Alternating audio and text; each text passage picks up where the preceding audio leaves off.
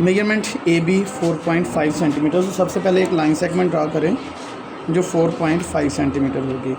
यहाँ से 4.5 सेंटीमीटर यहाँ तक बनेगा। लाइन सेगमेंट आपके पास आ गई ए बी 4.5 सेंटीमीटर।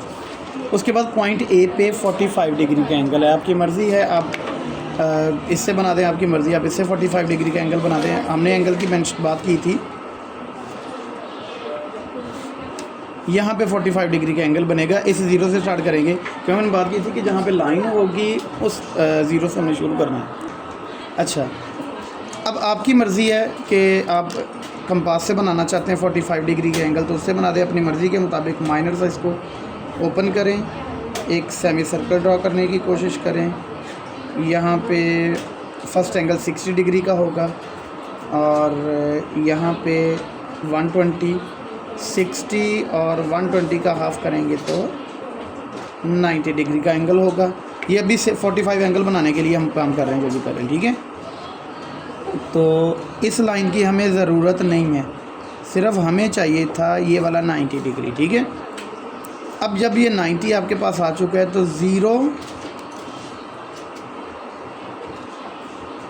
इस ज़ीरो पे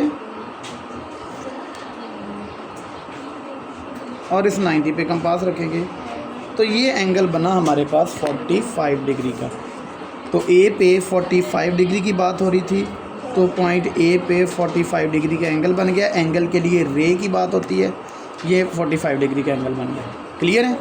आप इससे भी बना सकते थे 45 डिग्री का एंगल। तो ये देखिएगा बिल्कुल एग्जैक्ट आपका 45 डिग्री का एंगल बना, ठीक है।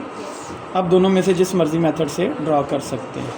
तीसरे नंबर पे हमारे पास अब चीज़ है जी, ए से सी तक 5.3 सेंटीमीटर, मतलब ए से ही किसी अननोन नंबर तक 5.3 सेंटीमीटर।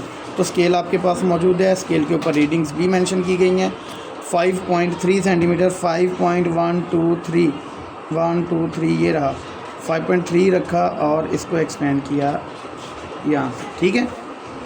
तो ए से सी बोला है उसने, ए से सी तक ये लेंगे, ये पॉइंट सी बनेगा और रीडिंग बनी 5.3 सेंटीमीटर। और इनको आपस में ज्वाइन करवा देंगे तो हमारी एक ट्रायंगल कंप्लीट हो जाएगी ए बी सी। अब हमें इनके एंगल बाइसेक्टर्स फाइंड करने हैं। उसके लिए अपनी कंपास को माइनर से एक्सपेंड करें थोड़ा सा। एंगल बी की बात कर रहे हैं तो एंगल बी पे कंपास को रखें, ये रहा। उसके दोनों बाजुओं पे हमें 2 पॉइंट्स मिल गए, इन पॉइंट्स को मेंशन कर दें। ये रहा जी, एक पॉइंट ये, एक पॉइंट ये, ठीक है। इन पॉइंट का अब हाफ़ कर दें। अब हाफ़ इधर करना है, इधर करना है, इधर करना है, इधर करना है, आपकी मर्ज़ी है, यानी कि इसको जितना मर्ज़ी एक्सपेंड करते जाएं हाफ़ करने के लिए, ठीक है। तो हाफ़ करने के लिए मैं थोड़ा सा इस जगह पे आ जाता हूँ, इधर और इधर,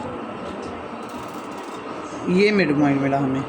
तो हम एंगल ए, इस बी का हाफ़ उस लाइन को मेंशन कर देते हैं,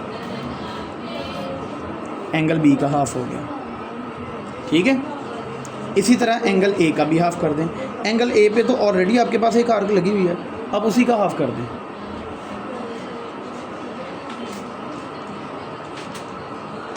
इधर आर्क लगा दें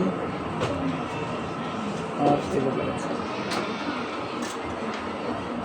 ठीक है। तो ये एंगल ए का भी हाफ़ बन जाएगा, ये रहा एंगल ए का हाफ होगा। क्लियर है?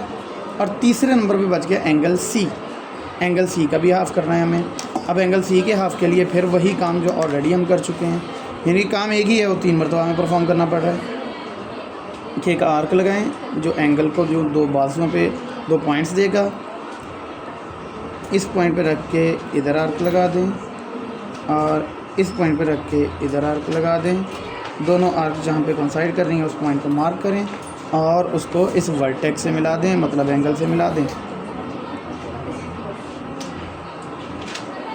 लें जी, तीसरे एंगल का भी बाइसेक्टर हो गया। और हमें प्रूव करना था कि तीनों एंगल के bisectors of angles of a triangle are concurrent. Concurrent का मतलब होता है हम नुक्ता होना। एक पॉइंट पर इकट्ठे होने, तीनों के एंगल बाइसेक्टर इस पॉइंट ओ पर इकट्ठे हो गए और यही हमारा क्वेश्चन था। ठीक है।